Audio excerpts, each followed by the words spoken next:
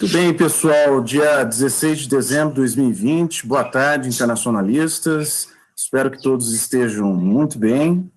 Hoje, então, a nossa aula número 7, aula chamada, então, intitulada Revoluções Burguesas ou Revoluções Liberais. A aula básica que nós utilizaremos para o encontro da aula 7, da aula 8 e da aula 9 será essa pequena obra da coleção Primeiros Passos, As Revoluções Burguesas, do professor Modesto Florenzano. O professor Modesto Florenzano é professor titular na Universidade de São Paulo. É um dos maiores especialistas, um dos maiores expertises na história moderna no Brasil. Então, eu utilizo essa pequena obra que tem essa parte introdutória, que eu vou tratar no nosso encontro de hoje, e em janeiro, de 2021, eu pretendo falar sobre a Revolução Inglesa, na 8ª aula, e na 9ª aula falarmos sobre a Revolução Francesa. Perfeito? Vamos só definir, antes de fazer aqui as observações iniciais e também falar a respeito da obra sugerida, fazer o seguinte acordo com vocês. Vamos definir as datas para as avaliações, tudo bem? Então, temos, então, as aulas em janeiro, nos dias 6, 13, 20 e 27 de janeiro, e 3 e 10 de fevereiro. Vou repetir. Então, nós teremos aulas nos dias 6, 13, 20 e 27 de janeiro, e as aulas nos dias 13 e 10 de fevereiro, para a gente encerrar essa cadeira, essa disciplina de História das Relações Internacionais ou História das Relações Internacionais na Era Moderna. Bom, pessoal, combinando então com vocês, a minha ideia, como também na disciplina de segunda-feira, que é a História das Relações Internacionais da Guerra Fria, não são todos os alunos que cursam aquela disciplina de segunda-feira, o que eu pretendo? Eu peço para que vocês entreguem o portfólio, o nosso diário, no dia 27 de janeiro. A entrega do portfólio 27 de janeiro, até às 24 horas, deve ser, então, remetida ao meu e-mail. Meu e-mail, que vocês já sabem, jreferraz@hotmail.com. Então, no dia 27 de janeiro. E no dia 20, eu encaminho a prova via Moodle. Vocês têm uma semana para responder a prova.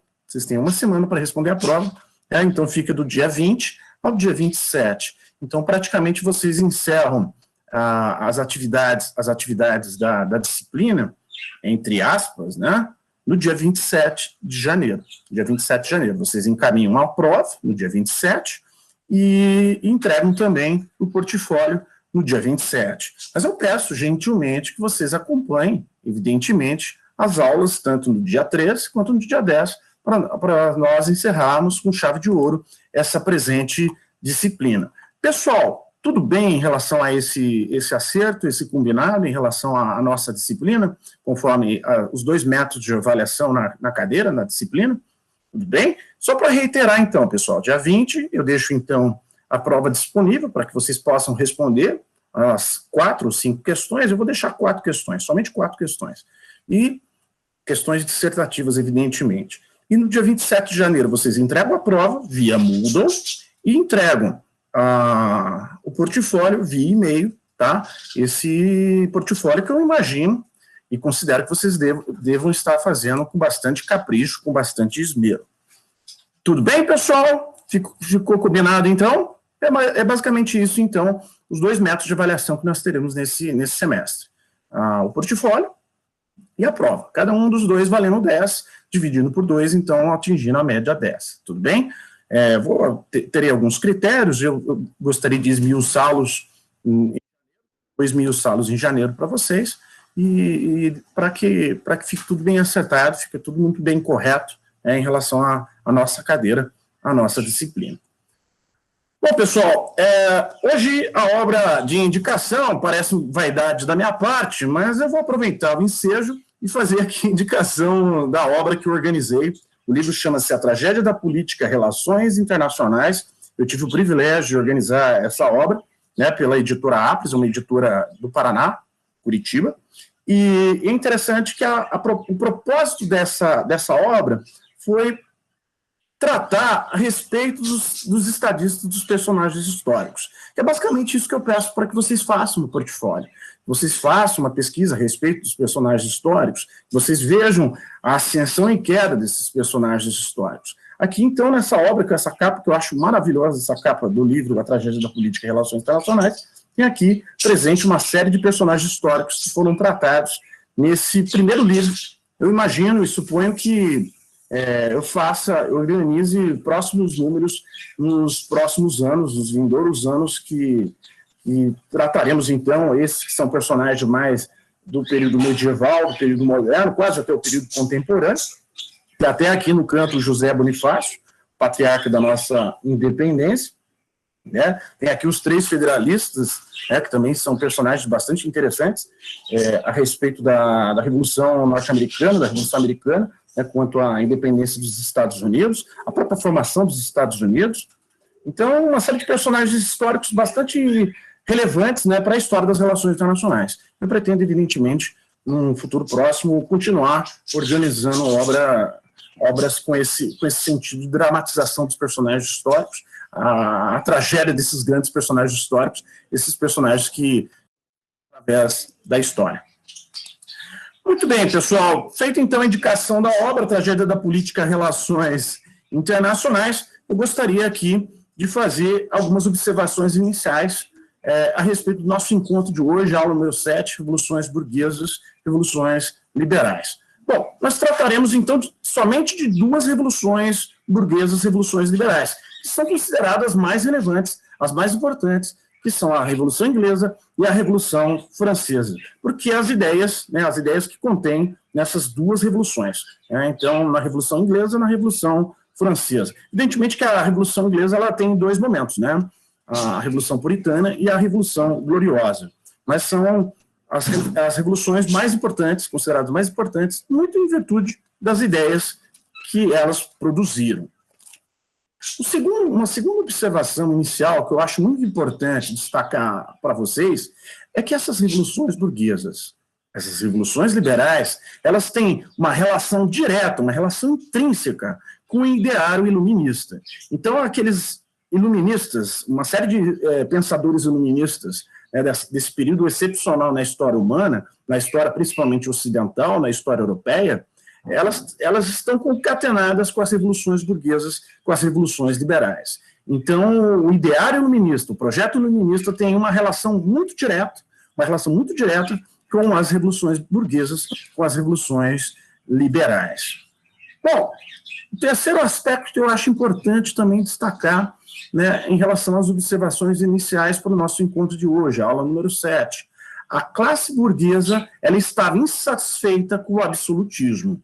Então, a classe burguesa estava insatisfeita com o absolutismo. Ou seja, ela já tinha um vigor econômico, um desempenho econômico, um poder econômico muito grande, e ela já ensejava conquistar maior força política, maior força e prestígio político. Então, essa insatisfação com o absolutismo é um traço característico, né, das revoluções liberais, das revoluções burguesas. Mas nós vamos tratar desse livro, que eu espero que vocês façam a leitura, né, das revoluções burguesas do Modesto Florenzano, professor titular da Universidade de São Paulo. Ele diz que a burguesia tinha um projeto muito mais reformista do que revolucionário. Daqui a pouco a gente vai tratar um pouco sobre esses aspectos introdutórios desse presente livro, né, as revoluções burguesas do Modesto Florenzano, mas, repito e reitero, a burguesia, a classe burguesa, ela tinha mais ensejo de um projeto mais reformista, de uma maior participação, de maior engajamento no ponto de vista político, do que, de fato, um projeto revolucionário. Vocês devem se lembrar que na semana passada, quando nós tratamos a respeito do absolutismo monárquico, vocês devem se lembrar que o Perry Anderson, o historiador marxista, o que ele disse a respeito do que era o absolutismo monárquico? Nada mais, nada menos do que uma última tentativa, ou uma desesperada tentativa da nobreza atemorizada de se manter no poder político. Repetindo, então, o que disse o Perry Anderson no nosso encontro da semana passada?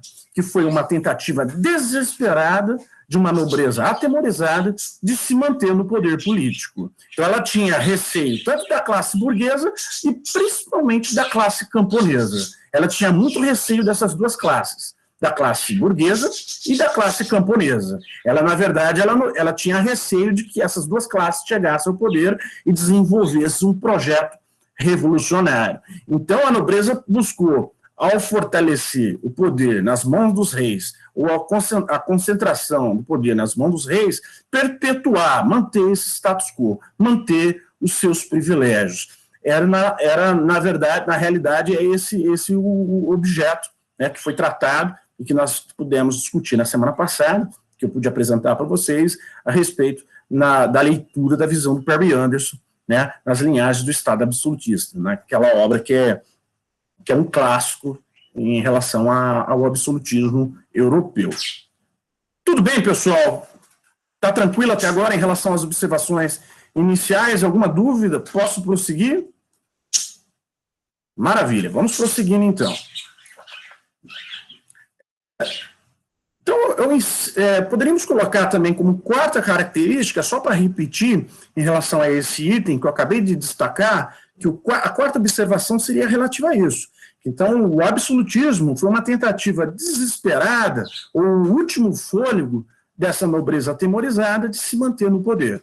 Né, de se manter no poder, manter seus privilégios, manter o status quo e manter a classe burguesa, a classe camponesa afastada do poder político. Então, esse seria o quarto traço, a quarta observação inicial que eu destaco para vocês, né, em relação a essas observações iniciais que eu sempre faço no nosso início de aula. Pessoal, a quinta observação inicial, que eu acho também muito importante. Eu acredito que, não sei se a professora Josélie, ela destacou isso na disciplina de noções de direito, ou introdução ao direito. Agora não me recordo como ficou, conforme a nova grade curricular, a terminologia dessa disciplina. Mas o que é importante destacar? Que os direitos fundamentais de primeira geração, repito, os direitos fundamentais de primeira geração nasceram a partir das revoluções burguesas e das revoluções liberais. Vou repetir, que os direitos fundamentais de primeira geração são nascedouros a partir das revoluções burguesas, a partir das revoluções liberais. Afinal, o que são esses direitos fundamentais de primeira geração? É o direito à vida, é o direito à liberdade, é o direito à propriedade. Esse aspecto eu acho muito importante, porque a conquista do direito à vida, o direito à liberdade, o direito à propriedade, são conquistas, são vitórias da burguesia, são vitórias da classe burguesa, são vitórias do movimento liberal, que está amplamente ligado, né, está intrínseco ao movimento dessa classe burguesa. E digo mais, além do direito à vida, o direito à liberdade, o direito à propriedade, a classe burguesa exigia também nos direitos fundamentais de primeira geração o direito à privacidade e o direito à intimidade. Pessoal, uma pergunta que eu faço para vocês. Intimidade e privacidade têm o mesmo significado? E aí eu peço para que vocês façam uma pequena discussão, uma pequena reflexão a respeito disso no portfólio, no diário de vocês, a respeito desses direitos, dessas conquistas das revoluções burguesas, das revoluções liberais. Vou repetir para vocês memorizarem. Então, o direito à vida, o direito à liberdade, o direito à propriedade, o direito à privacidade e o direito à intimidade. A pergunta e a provocação que eu faço para vocês: privacidade e intimidade significam a mesma coisa? Têm o mesmo valor?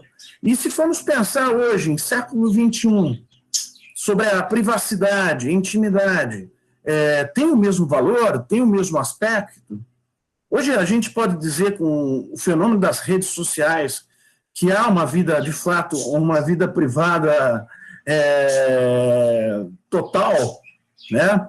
Então, são aspectos, são reflexões que eu gostaria que vocês fizessem né, e concatenar, assim, do ponto de vista com as revoluções liberais, com as revoluções burguesas, pensando hoje essas revoluções, esses direitos fundamentais de primeira geração, né, hoje na atualidade. Eu acho que sim, Sabrina, principalmente no sentido político. Claro, também. Eu acho que é um aspecto importante.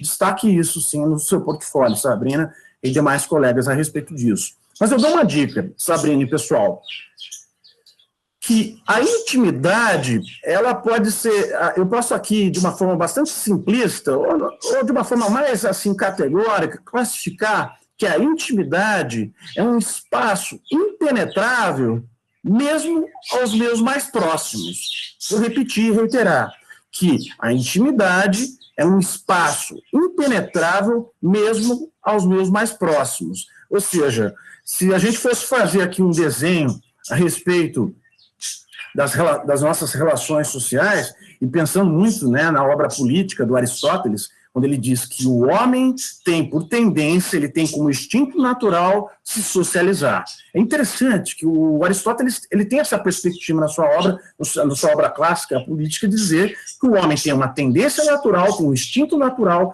de sociabilidade. Nós somos, então, seres sociais, ou seja, nós somos um político. Nós temos também, então, dupla tendência de nos socializarmos e de nos politizarmos. E aí é até interessante que ele faz uma metáfora. Nós não somos deuses, que poderíamos viver só, né? E também não somos como bestas, que poderiam também viver só. Então, o Aristóteles ele tem essa perspectiva de considerar que nós temos dupla tendência, e seria uma tendência, um instinto natural, tanto de sociabilidade quanto de politicidade. Isso é um aspecto que eu acho muito importante, muito significativo na tradição aristotélica.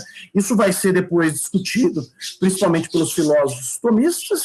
Claro que vocês devem se lembrar de um autor que é muito caro para vocês devem estar lendo, estudando ele, que é o Thomas Hobbes, que praticamente vai rechaçar essa ideia de instinto natural de sociabilidade do Aristóteles, nessa tradição aristotélica, nessa tradição clássica grega, né, greco-romana, né, que teve um peso muito considerável, né, em relação ao pensamento político, né, até nos dias atuais. Se a gente for pensar, e eu já li um estudo, pessoal, eu acho uma coisa muito interessante. Já passaram mais de 2.500 anos, né, da obra e do pensamento de Aristóteles. Alguns autores consideram, alguns cientistas hoje, no século XXI, dizem que praticamente Aristóteles estudou mais de 85% do que nós conhecemos por ciência nos dias atuais. Repito, 85%. Ele já tinha se familiarizado com alguns temas, com alguns estudos de diversas áreas do conhecimento humano, né, naquele tempo que ele viveu. Estagirita, o famoso filósofo Aristóteles. Mas, pessoal, por que eu estou dizendo isso? Que a ideia da privacidade, da intimidade, que são conquistas e direitos fundamentais de primeira geração, foram conquistas das revoluções burguesas, das revoluções liberais. Né? E vejam, são conquistas do período moderno. São conquistas do período moderno. E até hoje há discussões entre partidos políticos, há discussões e movimentos em relação a esses temas que eu considero extremamente relevantes. Pessoal, uma outra tarefinha para o portfólio de vocês. Faça uma pesquisa. O que são os direitos fundamentais de segunda geração? Quais são os direitos fundamentais de terceira geração? E quais são os direitos fundamentais de quarta geração? Atualmente há uma discussão que nós estaríamos talvez na quarta ou quinta geração. Alguns autores dizem que não, estaríamos ainda nos direitos fundamentais de quarta geração, que é a ideia do biodireito, e principalmente a questão da orientação sexual, que são os temas mais progressistas atualmente, e que há tanta resistência, né, há muita resistência por grupos conservadores e por grupos reacionários contra os direitos fundamentais de quarta geração, que é ligado tanto ao biodireito, quanto também relativo à questão da orientação sexual. Até alguns livros de direito, eles estão equivocados, né? Eles ainda usam um termo equivocado, que eles utilizam a palavra opção sexual, né? O termo mais correto hoje em dia, claro, evidentemente, é orientação sexual. Os termos que vão se tornando mais refinados, mais sofisticados, à medida que há mais especialistas, há mais expertise em relação a essa diversidade de temas, né, da atualidade. Pessoal, tranquilo em relação a essas reflexões que eu fiz com vocês a respeito dos direitos fundamentais de primeira geração, segunda, terceira e quarta geração? Tudo bem? Faça uma pesquisa a respeito disso, eu acho que são temas bastante interessantes e relevantes para que vocês façam e registrem, né? Registrem principalmente no diário portfólio de vocês. Para finalizar, pessoal, as observações iniciais, então, como último aspecto das observações iniciais, para dar início aos aspectos introdutórios da obra do Modesto Lorenzano, professor titular da Universidade de São Paulo, a Revolução Inglesa, ela é considerada uma revolução passiva. Alguns autores marxistas vão diferenciar revoluções passivas e revoluções ativas. Daqui a pouco eu vou entrar em maiores detalhes a respeito dessa diferenciação, essa dicotomia entre revoluções passivas e revoluções ativas. Mas a Revolução Inglesa é considerada uma revolução passiva. Daqui a pouco eu já esclareço do que se trata a Revolução Passiva. E a Revolução Francesa é considerada como uma revolução ativa. Tudo bem? Então, essas seriam as observações iniciais que eu queria registrar para vocês. Hoje, então, iniciamos um novo ciclo na nossa disciplina. Em janeiro a gente prossegue, que são as revoluções liberais e as revoluções burguesas. Né? Então, ainda temos como temas para serem tratados nessa presente disciplina. Hoje, então, uma parte mais introdutória, de aspectos gerais a respeito das revoluções liberais, das revoluções burguesas. Na primeira semana de janeiro, né, no nosso primeiro encontro de janeiro, nós vamos tratar a respeito da Revolução Inglesa, considerada então uma revolução passiva, de acordo com os historiadores marxistas. Depois nós vamos tratar a respeito da Revolução Francesa, que é considerada, de acordo com os marxistas, como uma revolução ativa. E depois nós vamos falar sobre as guerras napoleônicas. As guerras napoleônicas, que também é um tema bastante interessante, voltamos novamente ao tema da guerra, que é um tema bastante frequente, né, na nossa área de relações internacionais, principalmente no que tange às disciplinas de história das relações internacionais, seja na área no período moderno, no período contemporâneo, ou no período que nós podemos dizer, período tanto da Guerra Fria como do mundo pós-Guerra Fria. Ou alguns autores que chamam que existiria o mundo pós-Guerra Fria e o mundo da Era do Terror, que seria, então, um período que se descortina, né, a partir dos atentados de 11 de setembro nos Estados Unidos, que iniciariam, então, um período da Era do Terror. Eu não sei, pessoal, depois de 2020, se nós vamos ter uma nova era a partir desse ano fatídico, né, desse ano sombrio, como foi o ano de 2020, né, um retorno de uma grande epidemia, né, como foi a epidemia da gripe espanhola, né, praticamente ao final da Primeira Guerra Mundial, né, e pós-Primeira Guerra Mundial. Deixa eu ver aqui, pessoal, parece que tem uma pergunta. Sabrina?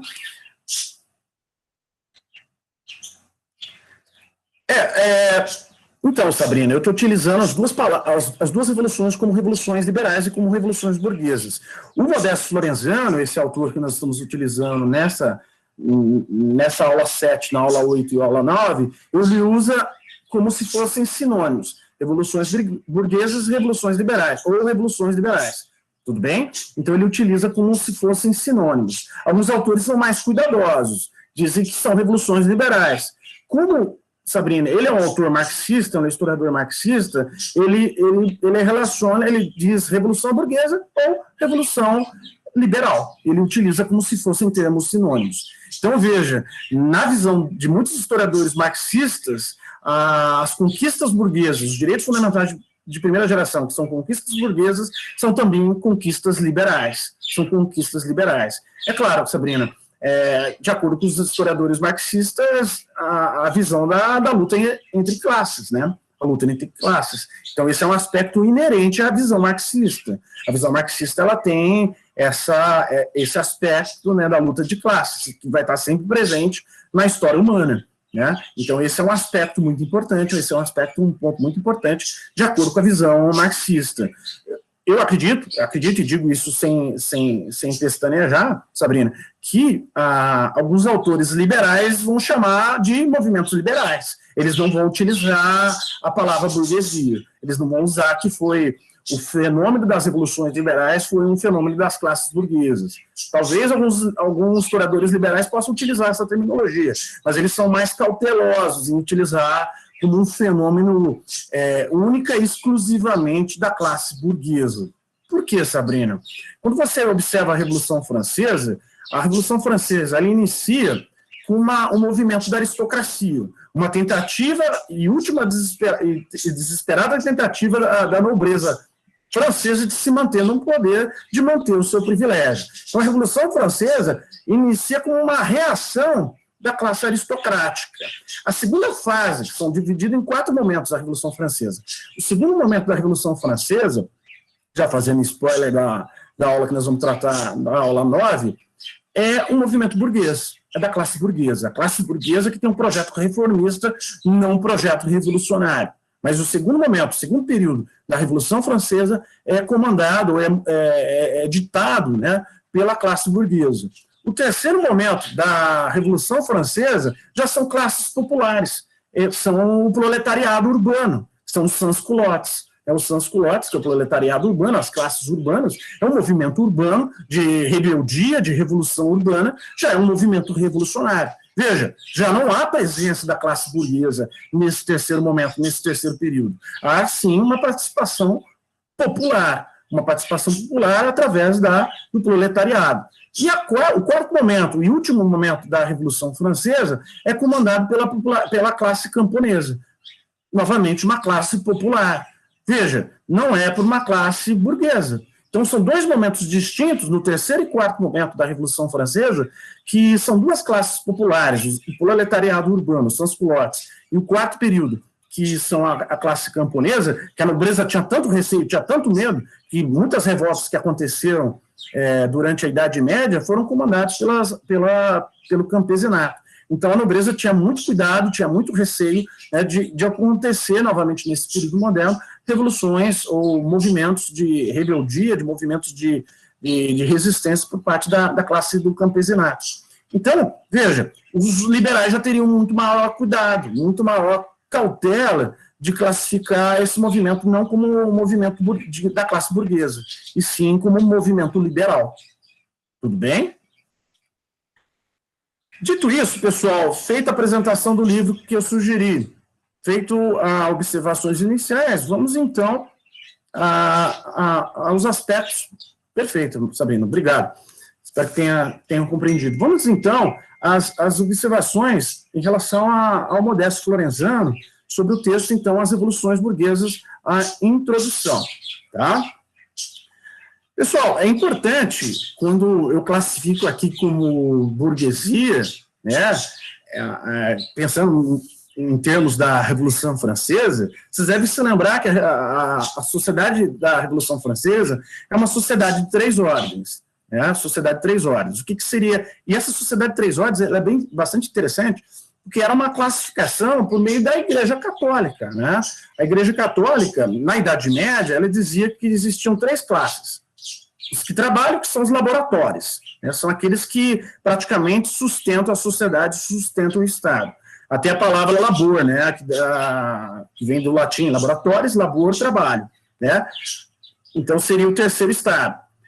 O segundo estado, o clero, ou seja, são aqueles que rezam, são aqueles que oram, né? Que são chamados oratórios, até o termo latim que vai dar origem também à palavra em português, na língua portuguesa, orar, né?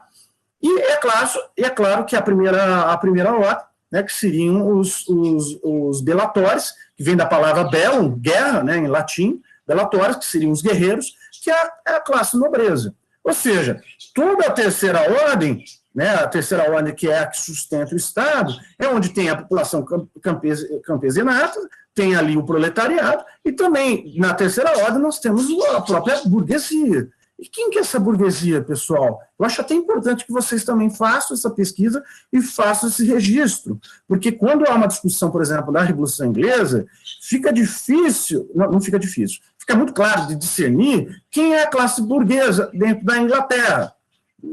São os comerciantes, né? Principalmente são aqueles que vão principalmente tratar tanto do comércio dentro dos próprios burgos, dentro das próprias cidades, mas também, pessoal, o que eu acho importante, são pessoas que também estão preocupadas de ir atrás de mercadorias fora do próprio continente europeu. E são pessoas que estão se enriquecendo, que estão ganhando prestígio econômico, poder econômico, e querem, evidentemente, maior poder político. E aí, nesse sentido, há uma insatisfação muito grande em relação ao absolutismo.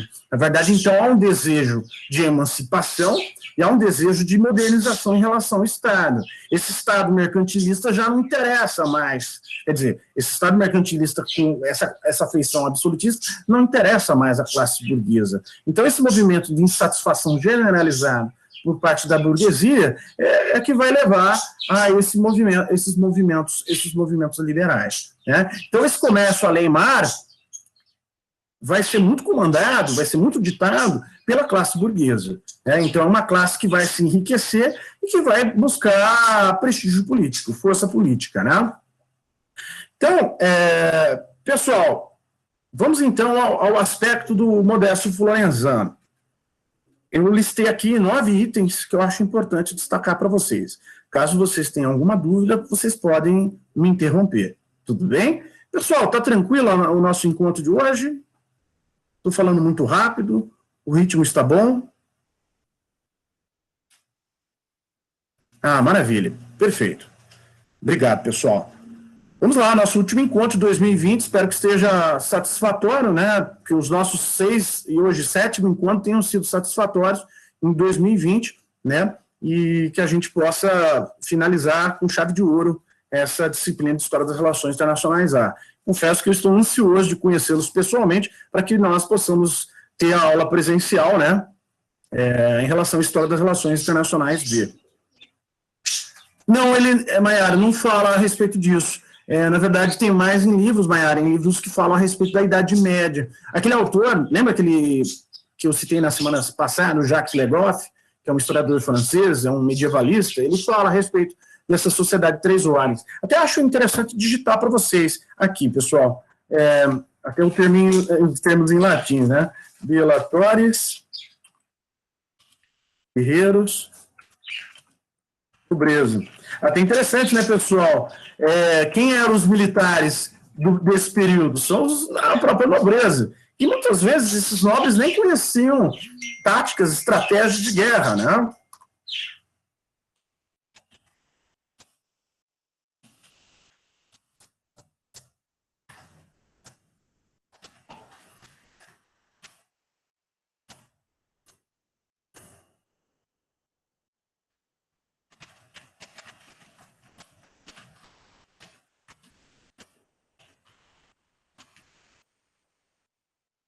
Perfeito, Mayara? Tudo bem? Esses seriam, então, os termos em latim, né, de como que é essa sociedade de 3 ordens. Essa ordem, e, Mayara, é muito importante frisar que é uma ordem rígida. É uma ordem rígida que não permite mobilidade, Era mais ou menos assim que era esse sistema ideológico de 3 ordens formulado e pensado, né, e arquitetado pela Igreja Católica. Ela não queria uma alteração nesse status quo, nesses privilégios que eram dados tanto à nobreza, principalmente ao clero. Cabia, então, aos laboratórios o trabalho. Vejam como que o trabalho, pessoal, para a Igreja Católica é visto como algo do pecado, que está ligado à expulsão de Adão e Eva do paraíso, né? E interessante, né, pessoal, quando vocês leem a Bíblia, principalmente o livro do Gênesis, quando fala que caberá, então, ao homem a trabalhar muito, né, porque é desse trabalho que vai vir o seu sustento, e aí ali é aquela ideia também para Eva, né, para as mulheres principalmente. Além do trabalho para as mulheres, cabe também o trabalho do parto, né?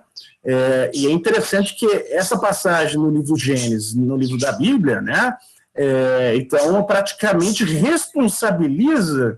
Olha que coisa interessante nessa visão teológica do livro Bíblia, principalmente no livro Gênesis, né?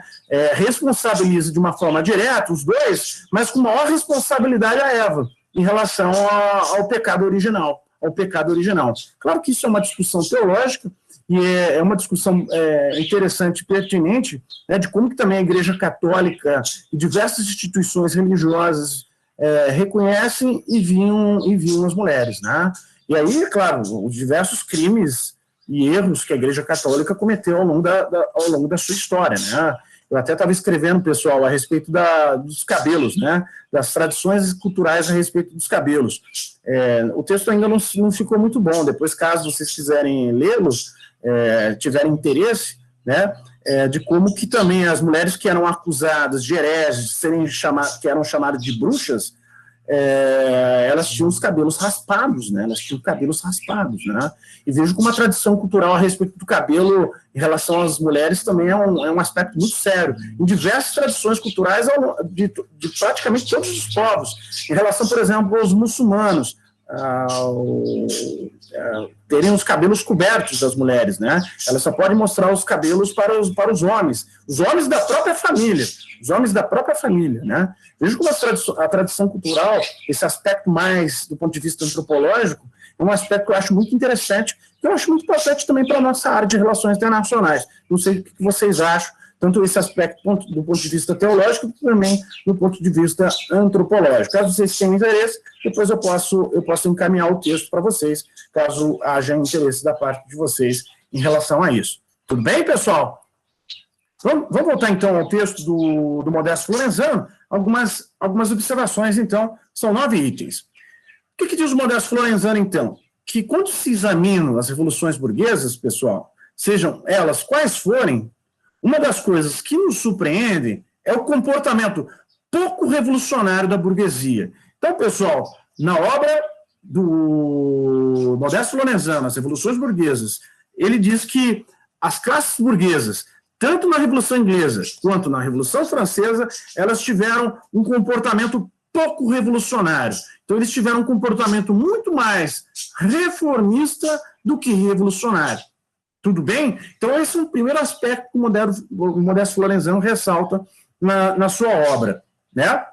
Ele diz algo que eu tinha chamado a atenção já nas observações iniciais, que as revoluções inglesas, puritana e gloriosa, e a Revolução Francesa são as revoluções burguesas mais relevantes, mais importantes, principalmente pelas ideias que produziram.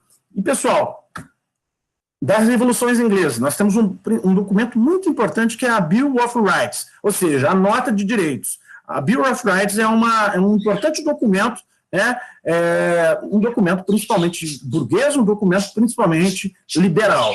Ali, principalmente, o fortalecimento do parlamento, o enfraquecimento de uma tentativa de monarquia absolutista, né? Então, a passar de uma monarquia absolutista para uma monarquia parlamentarista, Ou seja, a Bill of Rights é um documento de fortalecimento do parlamento inglês, tudo bem? E isso vai ser uma característica, né, da Inglaterra desde de 1640 até os dias atuais. É um sistema parlamentarista forte, muito forte.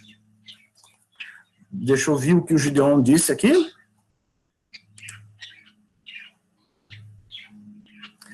Interessante, Gideon. Nós vamos ter oportunidade de discutir um pouco mais a respeito disso quando formos falar a Revolução Francesa. Fala, Gideon. Nós estamos aqui com um autor que é um marxista. Eu vou destacar, assim, Gideon, a respeito dessas execuções públicas, de perseguições a figuras nobres, a figuras do clero, que vão ser perseguidos, duramente perseguidos, que vão ser mortos, né? E depois o que é interessante, né, Gideon? Chega ao fim a Revolução Francesa, vem ao poder nada mais, nada menos do que Napoleão Bonaparte. Vem um militar que vai ali novamente restabelecer uma nova França, uma nova história da França, mas com uma característica totalmente diferente do que era sonhado, né, pelos revolucionários, pelo ideário revolucionário da própria Revolução Francesa. Até, Gideon, a gente pode destacar o próprio Burke, né, o autor inglês, o autor britânico, né, na realidade, que vai questionar a respeito da Revolução Francesa. Afinal, o que foi conquistado com a Revolução Francesa? E aí eu digo, né, algo que é algo presente da Revolução Francesa são a Declaração dos Direitos do Homem e do Cidadão. Esse importante documento que vai ter um valor muito importante do ponto de vista, tanto do ponto de vista jurídico quanto do ponto de vista político, né, a respeito, principalmente, do sufrágio universal, né, uma sociedade predominantemente desigual, a sociedade francesa, nos primórdios, né, do pré-revolucionária, né, e que praticamente houve ali um desejo de uma igualdade, né, aqueles ideários da igualdade, fraternidade e liberdade, né. É claro que depois Napoleão Bonaparte vai se identificar com isso, a bandeira da história, a própria história da França vai se identificar com isso, e Napoleão Bonaparte vai tentar representar isso a partir das conquistas, né, de levar, a exportar, né, vamos dizer assim, entre aspas, a Revolução Francesa para os demais povos europeus. Claro que depois ele vai ser desmascarado, porque na verdade ele não queria levar o ideal da Revolução Francesa para os demais povos. Na verdade, havia uma tentativa mesmo de hegemonia por parte da França em relação às demais nações, europeias. Né? Interessante, ele diz, o Gideon, que a classe burguesa tem um papel mais reformista. Ela, na verdade, ela não tinha como objetivo que, por exemplo, o proletariado urbano ou a sociedade, a classe campesinato participasse do processo da Revolução Francesa. Aí eu coloco revolução entre aspas, já que era ensejo da classe burguesa francesa de participar, de ter uma participação maior na política. Mas não havia esse engajamento de morte do rei Luís XVI, de morte da Maria Antonieta, de morte aos nobres franceses, de morte ao clero francês. A leitura que o Modesto Florenzano tem em relação a isso, que não tinha por esse objetivo, né, de chegar a esses extremos. Na visão, evidentemente, do Modesto Florenzano, que é a nossa bibliografia básica, Gideon. Não sei se estou sendo claro, mas essa é a nossa bibliografia básica que nós estamos utilizando. Evidentemente que depois vocês dão uma olhada lá no Moodle, vejam lá depois, tem uma obra do Hobsbawm. A propósito, pessoal, deixei ali disponível na aula 7, grande parte da obra do Hobsbawm. Tem mais de 10 livros do Hobsbawm ali presentes. E aí depois eu sugiro que vocês baixem todos os livros e deixem disponível no computador de vocês, todas aquelas obras. Eu não esqueço, depois que encerrar essa disciplina, vocês não têm mais acesso à minha cadeira, à minha disciplina, né? Vocês não têm mais acesso ao conteúdo da minha cadeira, ao conteúdo da minha disciplina. Então é muito importante, né, Gideon e pessoal, que vocês já baixem todos aqueles livros que estão todos disponíveis do Hobsbawm, para vocês terem praticamente grande parte do acervo bibliográfico do historiador marxista Hobsbawm, talvez o maior historiador do século XX, né, presente, né, na obra. Tá claro, Gideon? Espero que tenha sido claro na minha explicação. Claro, Gideon, que é a visão do Modesto Florenzano.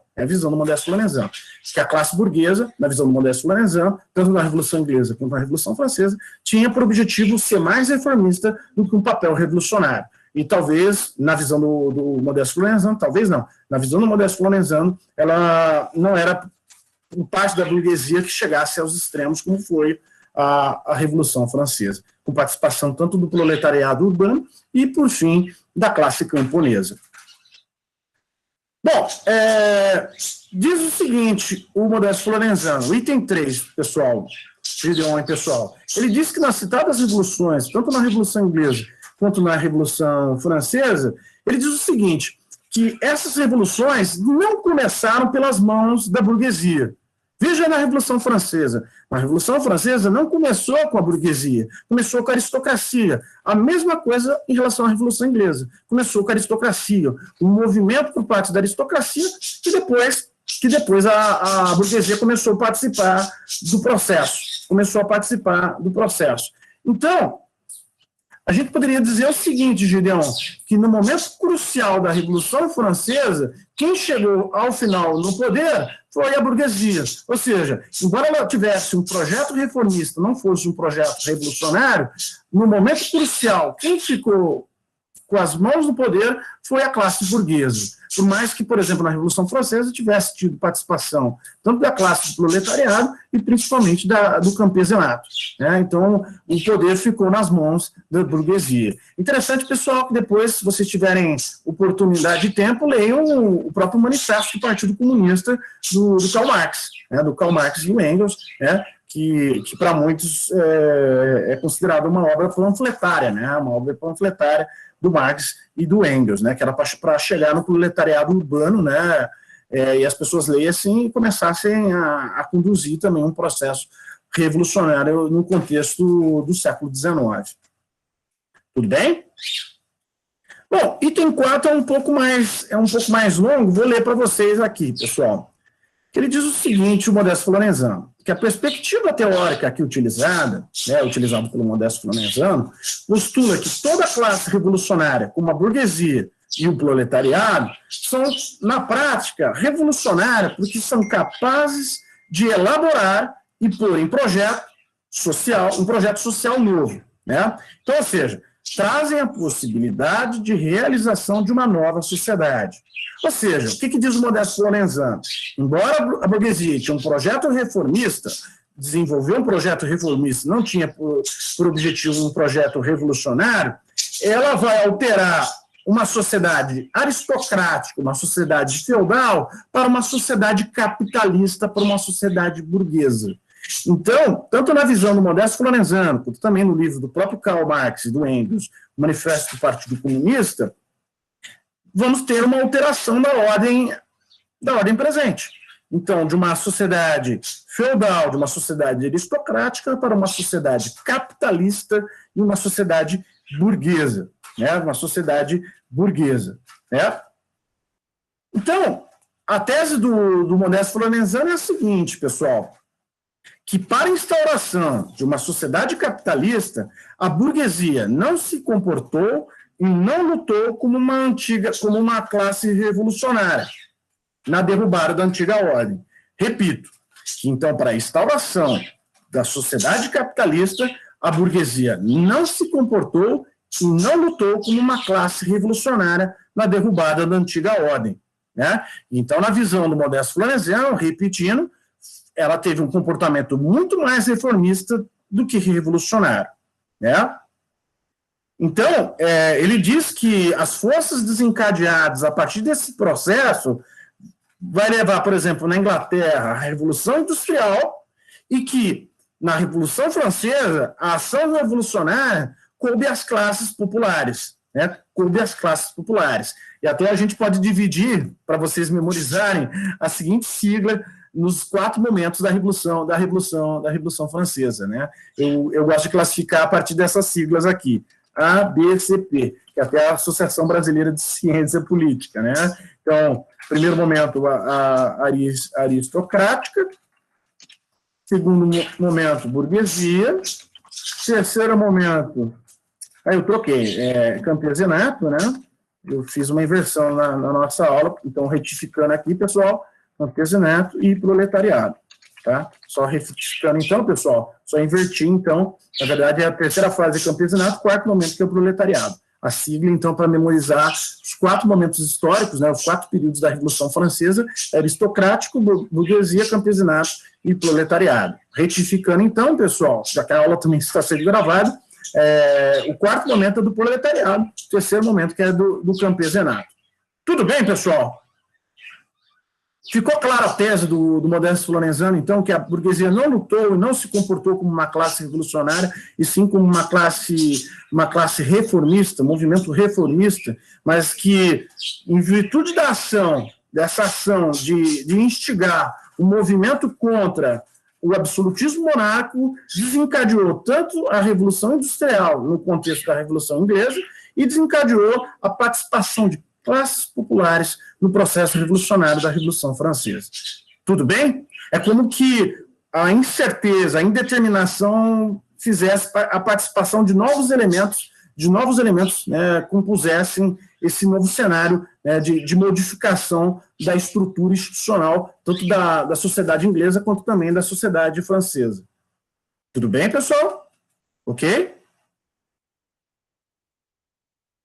Bom, pessoal, agora chegamos a um momento muito importante na nossa aula, que eu vou fazer uma distinção, e que o Modesto Flanezano faz isso de uma forma bastante clara, e que eu quero que vocês entendam, que vocês compreendam, que ele faz uma divisão entre os historiadores marxistas e os historiadores liberais. Ele faz uma distinção entre os historiadores marxistas e os historiadores liberais, no que eles consideram, que foi uma questão que foi levantada pela Sabrina, em relação às revoluções burguesas, às revoluções liberais. Então, eu peço agora que vocês prestem atenção, que é muito importante, essa divisão, né, que o Modesto Flanezano faz entre a visão marxista e a visão liberal a respeito das revoluções burguesas e das revoluções liberais. Vou começar, então, pelos historiadores marxistas, que é o ponto de partida, né, o ponto de análise, a visão e a análise do próprio Modesto Flanezano. Então, o que diz os historiadores marxistas? Que as revoluções burguesas, elas ocorreram, que ocorreram no Ocidente, ocorreram aproximadamente entre 1770 a 1850. Então, vou digitar aí para vocês. Tá? Então, revoluções para os marxistas. Vamos lá. Os marxistas. Revoluções que ocorreram principalmente no Ocidente. Nesse período, de 1770 a 1850. Então, os marxistas dizem que as revoluções burguesas, as revoluções liberais, ocorreram nesse período, principalmente no Ocidente, entre o período de 1770 a 1850. E aí, pessoal, ele diz o seguinte, vai transformar uma sociedade aristocrática e feudal por uma sociedade capitalista, sociedade burguesa. Né? E aí, ele vai fazer algumas divisões históricas, periodização das principais revoluções que acontecem nesse período compreendido entre 1770 e 1850. Por exemplo, ele diz que uma primeira revolução burguesa não é tão relevante quanto a inglesa, quanto a francesa, mas acontece nos Países Baixos, né? A atual Holanda, né? No século XVI. A gente já falou a respeito disso quando falamos a respeito da Guerra dos 30 Anos, quando falamos a respeito dos Habsburgos. Lembram-se? Bom, Inglaterra, no século XVII. Inglaterra, no século XVII, dois momentos distintos, 1640 e 1688, tanto a Revolução Puritana quanto a Revolução Gloriosa. Tudo bem? Países Baixos, então, a atual Holanda, no século XVI, Inglaterra, no século XVII, de 1640 a 1688, isso, então, no século XVII. França, século XVIII, que é considerada, então, uma revolução burguesa clássica, uma revolução burguesa clássica, no século XVIII, perfeito? E a Alemanha, Itália,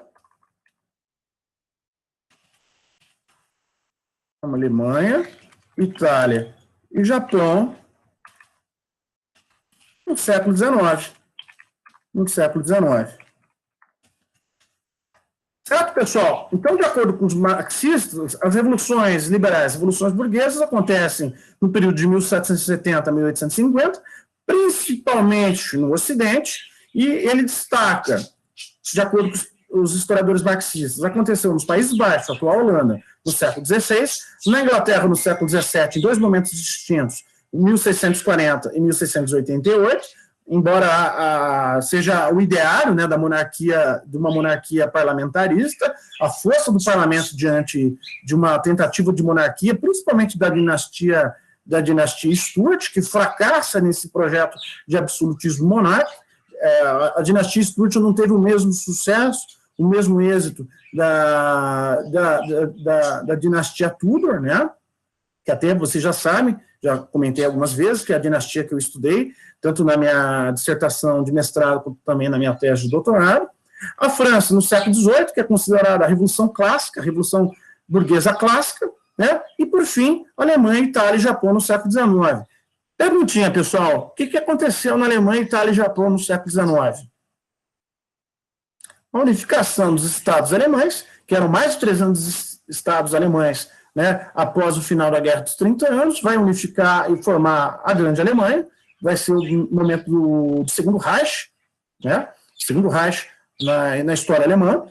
A Itália também, a unificação tardia da Itália, a unificação italiana, que inicia-se no norte, principalmente pelo Cavour, e tem a participação de um personagem muito interessante, que esteve presente também na história, né, no movimento importante no Rio Grande do Sul, que foi a Guerra dos Farrapos, que foi o Garibaldi. Também aprendeu as táticas de guerrilha, e ele vai utilizar isso na guerra pela unificação italiana, né? E o Japão, pessoal, o que acontece no Japão no século XIX? A Era Meiji, né? A importância de uma modernização na história japonesa. Alguns autores são atrevidos e ousados, dizem que o Japão, essa modernização japonesa no século XIX, a partir da Era Meiji, é uma ocidentalização do Japão. O Japão vai se ocidentalizar, ele vai buscar imitar tanto ingleses quanto alemães, principalmente do ponto de vista militar, vai ser dado um destaque em relação a esse aspecto, tá? Sim, do Japão, Era Meiji, tá?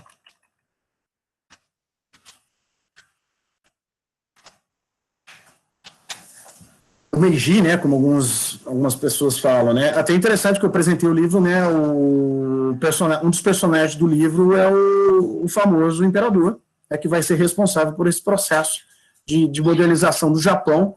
O Japão, é claro que não vai conquistar respeito por parte das potências ocidentais. Até esse desrespeito e esse preconceito em relação ao Japão vai ser uma característica tão forte, tão presente na sociedade japonesa, que vai ser um dos elementos para o Japão na Segunda Guerra Mundial. Os japoneses vão se rebelar em relação aos europeus, e principalmente os estadunidenses, os norte-americanos, né, por sofrer esse preconceito de serem vistos como bárbaros, como não civilizados, como selvagens pelos ocidentais. Então, os japoneses vão se rebelar em relação a esse preconceito, a esse racismo, né, dos ocidentais em relação ao próprio Japão. Japão que vai se modernizar e que vai se tornar, de fato, uma força militar no século XX. As guerras do Pacífico entre Japão e Estados Unidos foram bastante brutais, né? Até pretendo, na nossa disciplina de História das Relações Internacionais B, falar um pouco mais em detalhes dessas guerras travadas entre Estados Unidos e Japão, né, no que concerne a Guerra do Pacífico na Segunda Guerra Mundial. Tudo bem? Pessoal, então é isso de acordo com os historiadores marxistas. Vocês devem estar curiosos agora em relação aos historiadores liberais, que o Modesto Florenzano ele é bastante modesto em trazer as contribuições desses historiadores liberais. Mas o que... um último aspecto em relação aos marxistas. Isso eu não poderia deixar de esquecer, que eu tinha falado bem no início da aula, que ele faz a distinção entre revoluções passivas e revoluções ativas, né? Os marxistas, então, eles distinguem, antes de começar a falar dos liberais, eles distinguem revoluções passivas e revoluções ativas. O que significa revoluções passivas e revoluções ativas, pessoal? Para os marxistas, as revoluções passivas partem do alto, ou seja, da aristocracia, da burguesia. Então, as revoluções passivas, elas acontecem no contexto das classes mais abastadas, das classes mais favorecidas. Então, as revoluções passivas, um exemplo de revolução passiva é a Revolução Inglesa. Ela acontece no seio das classes mais abastadas, das classes mais favorecidas. Então, a Revolução Burguesa é uma revolução liberal que acontece no alto. Então, é considerada uma revolução passiva. Tudo bem? Então, a Revolução Inglesa é um exemplo de revolução passiva. No caso da Revolução Francesa, é considerada uma revolução ativa. Por que é uma revolução ativa? Porque as classes menos abastadas, mais desfavorecidas, ou melhor, as classes populares, elas participam do processo revolucionário. Por exemplo, da Revolução Francesa, que tem participação, então, agora retificando, do campesinato e do proletariado, que são os culotes. Então, as classes mais desfavorecidas, as classes mais populares, participam do processo revolucionário. Então, a Revolução Francesa pode ser considerada a revolução clássica, a revolução considerada uma revolução ativa. Ficou claro, pessoal, a distinção que os historiadores marxistas dizem em relação às revoluções passivas e às revoluções ativas? Ficou claro, pessoal? Conseguiram entender? Claro, Gabriele, explico sim. As revoluções passivas, então, Gabriele, pessoal, elas acontecem no alto. O que significa no alto?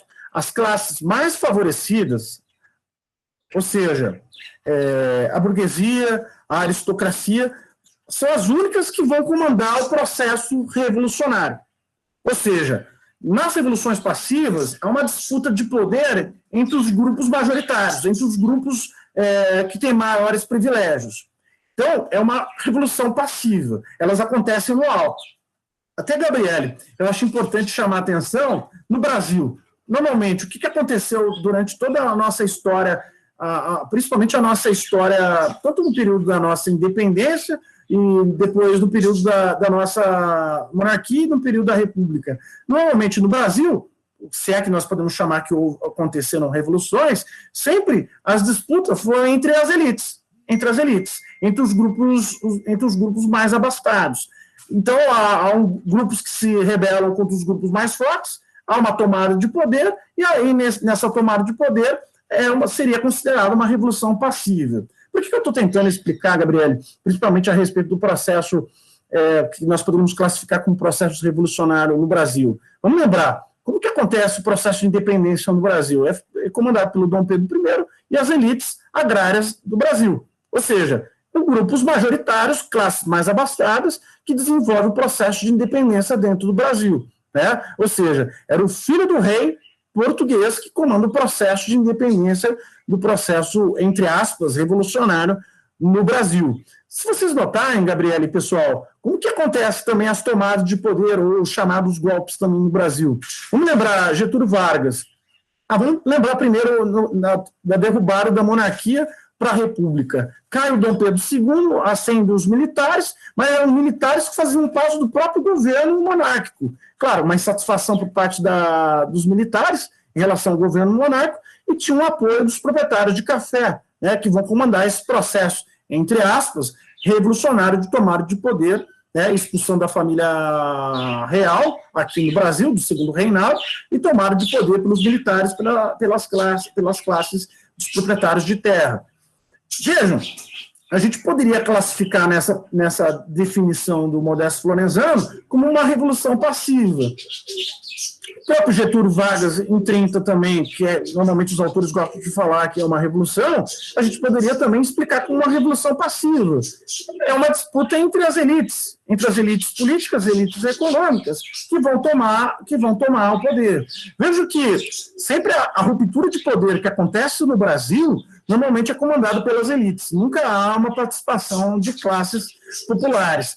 Não sei se agora, Gabriele e pessoal, eu me fiz entender em relação às revoluções passivas, tentando explicar no contexto da própria história do Brasil. Veja, em 64, quando os militares tomam o poder do João Goulart, do Jango, elites. Até você percebe que tinham militares que faziam parte do próprio governo do João Goulart e vão fazer parte do processo, entre aspas, revolucionário. Né?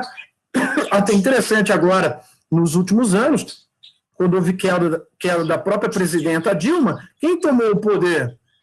O vice-presidente do Brasil, o Michel Temer, que era vice-presidente da própria presidenta Dilma, da base de sustentação do governo, que foi base de sustentação do governo Lula, né, o do PMDB, ou agora chamado MDB, né, e que fez parte também da gestão do próprio governo, no primeiro mandato da Dilma e no segundo mandato da própria Dilma. Né? Então é interessante a gente pensar, tentando levar esse aspecto do Modesto Florenzano de revolução passiva, de como que a ruptura de poder, o golpe de Estado, a tentativa de tomada de poder no Brasil sempre é constituída pelas elites políticas e econômicas que já fazem parte do atual governo. Né?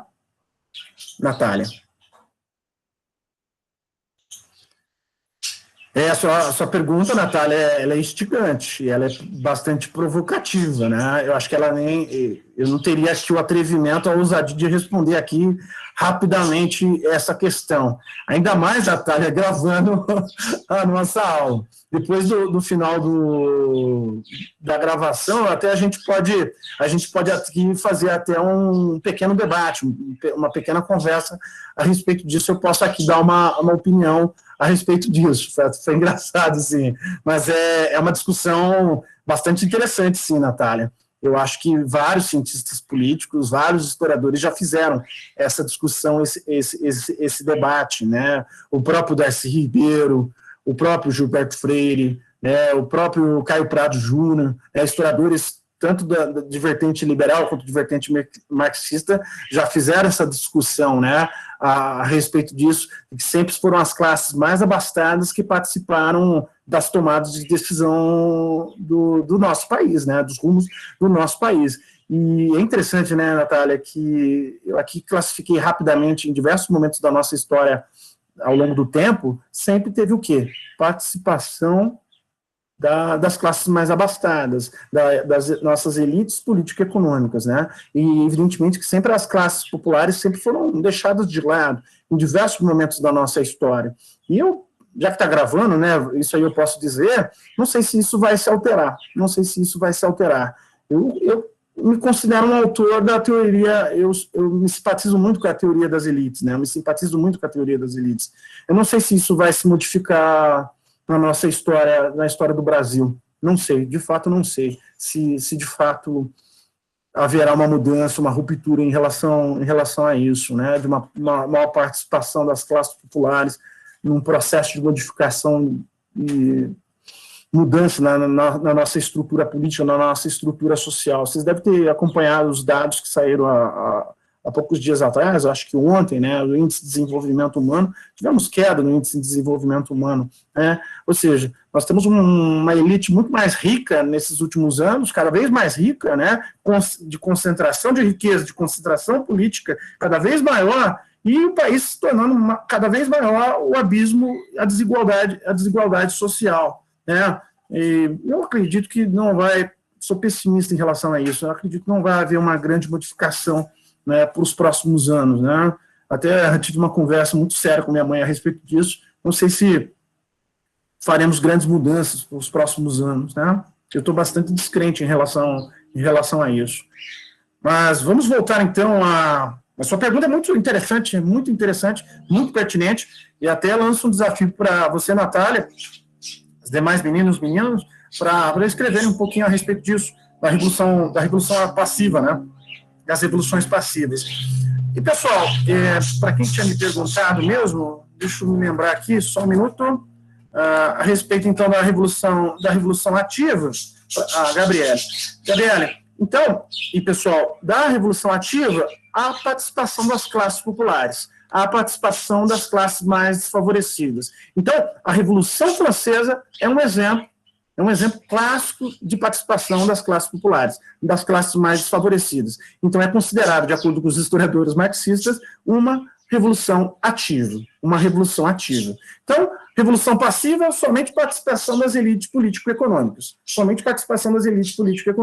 Na revolução ativa, a participação das classes populares, das classes mais desfavorecidas. Tudo bem, pessoal? Tudo tranquilo? Maravilha, Gabriele. Pessoal, ficou claro para todo mundo?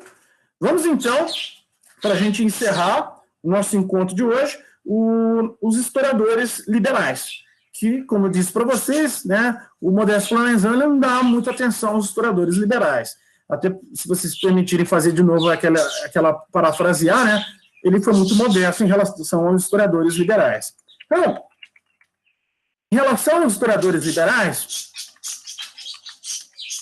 e aí eu peço que vocês tenham muita atenção na minha explicação, caso vocês tenham dúvida, vocês me perguntem.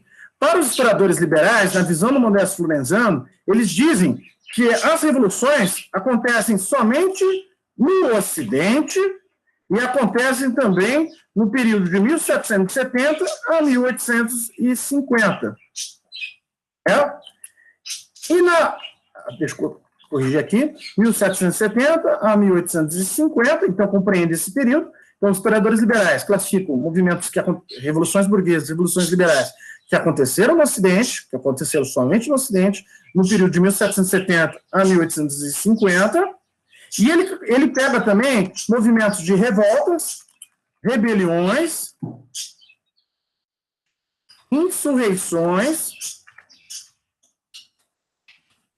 Então, na visão liberal, na visão dos historiadores liberais, ele diminui, ele chama que somente aconteceu no Ocidente, nesse período de 1770 a 1850, e ele amplia em relação aos movimentos que poderiam se chamar de movimentos burgueses, de movimentos liberais, que seriam revoltas, rebeliões, insurreições. Então, uma série de movimentos políticos que acontecem no Ocidente que poderiam ser classificados como movimentos burgueses, como movimentos liberais.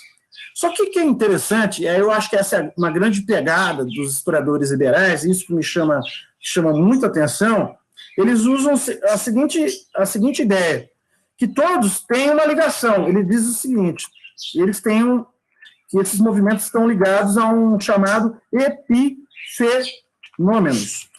Fazem parte de um mesmo epifenômenos. E aí eu vou explicar para vocês o que significa esses epifenômenos, principalmente a partir da vinda da família real para o Brasil e o próprio processo de independência da história brasileira, da própria história brasileira. Preste atenção. Então, acontece a Revolução Francesa, nos seus 4 momentos, né, a BCP, né, a expressão que eu usei para vocês, o movimento aristocrático, o movimento da burguesia, o movimento do campesinato e o movimento do proletariado urbano dos Sãos Culotes. Então, enfim, chega todo o processo revolucionário, a tomada do poder pelo Napoleão Bonaparte, apoiado pela classe burguesa, que diz, chega, a matança já foi suficiente, precisamos dar um pouco de ordem a essa revolução. A revolução precisa chegar ao seu fim. Então, eleva-se ao poder, ascende ao poder o Napoleão Bonaparte. Napoleão Bonaparte começa a governar, ele tem um ideário, quer dizer, ele tenta vender um ideário de exportar os ideais da Revolução Francesa dos demais povos da nação europeia, mas, na verdade, há ali um projeto de tentativa de hegemonia da França em relação às demais nações europeias. Então, ele vai começar a anexar determinadas regiões, vai derrubar os reis, né, em determinados países, vai entrar em confronto com a Inglaterra, vai entrar em confronto com a Áustria, vai entrar em confronto com a Rússia. Bom, enfim, nós vamos ter a aula que nós vamos tratar a respeito da Revolução Francesa. E ele faz, em relação aos ingleses, o chamado bloqueio continental. Vocês estão acompanhando o raciocínio, né, pessoal? Então, ele faz o bloqueio continental e Portugal continua tendo laços comerciais, continua mantendo exportação e importação com os ingleses. Napoleão Bonaparte descobre isso, ele manda um general dele ir a Portugal e a família real portuguesa dá no pé, né? Dá no pé, vai para onde? Vai para o Brasil, né? Vejam, eles vêm para o Brasil em 1808, em 1810 eles fazem a abertura dos portos das Nações Amigas, leia-se em Inglaterra, em 1815 eleva o Brasil ao reino, fica no mesmo patamar do ponto de vista jurídico, né, do ponto de vista político, a Portugal, né, em 1815. Veja, pessoal, que todos esses momentos já inauguram um processo do que nós podemos chamar de independência do Brasil, né? 1808, vindo da família real, 1810, abertura dos portos das Nações Amigas, já que havia um pacto colonial e não era permitido que o Brasil tivesse relações comerciais com outros países, né, que isso poderia ser chamado de tráfico. À medida que o Brasil, as pessoas que viviam no Brasil, né, tivessem com outros povos. 1815, o Brasil então é elevado, né, a um novo patamar. Em 1822 acontece o processo de independência do Brasil. Pessoal, acontece o processo de independência do Brasil, o Brasil se torna independente de Portugal, o Brasil se torna uma nova nação, né, nas relações internacionais. Veja, o que significa então um epifenômeno? Que tiveram as mesmas causas, as causas tiveram todas elas concatenadas. Não sei se vocês estão captaram. Houve a Revolução Francesa, que foi também uma busca da classe burguesa ascender ao poder, que aconteceu anteriormente onde? Na Revolução Inglesa, tanto na Revolução Puritana quanto na Revolução Gloriosa. Teve a independência dos Estados Unidos, que foi a Revolução Americana. Teve a Revolução Francesa. Né? Veja, então, na visão liberal, dos historiadores liberais, todos esses epifenômenos, todos esses processos políticos, eles estão concatenados. Ficou claro, pessoal, que até o movimento de independência na América Espanhola também é desencadeado à medida que Espanha e Portugal se enfraqueceram, entraram no processo de declínio. Sim, Natália? Ah, que pena. Eu também desejo para ti, também para o pessoal, um Feliz Natal, um Feliz Ano Novo. Obrigado, Natália, pela pergunta, eu achei bastante interessante, achei bastante pertinente, lanço o desafio para ti também, refletir um pouquinho a respeito disso no portfólio, também os demais alunos. Mas, Natália, antes de você sair, ficou clara essa visão dos liberais em relação aos epifenômenos? Em relação aos epifenômenos, que todos esses processos políticos, eles estão concatenados, eles estão ligados? Pessoal, ficou claro? Vocês entenderam? Sim, a gente poderia usar esse termo, Mayara, muito bem correto, muito adequado. Sim, um efeito dominó. Né? Então, todas essas causas, as causas estão interligadas, essas causas para o desencadeamento de todo o processo revolucionário. Então, vejam, a independência do Brasil está concatenada à Revolução Francesa. Os processos de independência dos países da América Espanhola estão concatenados com a Revolução Inglesa, com a Revolução Francesa, né, com o Napoleão Bonaparte, que é um representante do fim da Revolução Francesa, ou uma própria expressão da própria Revolução Francesa, já que o próprio ideário da Revolução Francesa era visto como uma tentativa do Napoleão exportar para os demais países. Então, isso é um traço característico, pessoal, muito interessante, muito legal por parte da visão dos historiadores liberais. Então, havia, como disse a Mayara, né, um efeito dominó, onde esses fatores, essas causas estivessem totalmente interligadas. Bom, pessoal, vou finalizar a gravação, mas aqui gravando, então, e já respondo a questão do Gideon, desejar para todos vocês, para a família de vocês, um Feliz Natal, um Feliz Ano Novo. Eu encerro aqui a gravação e a gente continua conversando mais um pouquinho, né, pós-gravação. Pessoal, retomamos então, não se esqueçam, no dia 6 de janeiro, vamos falar a respeito da Revolução Inglesa. Espero que vocês tenham gostado dos nossos encontros em 2020, a gente continua em 2021. Obrigado, a gente já continua conversando daqui a pouquinho, um pouco mais, tá?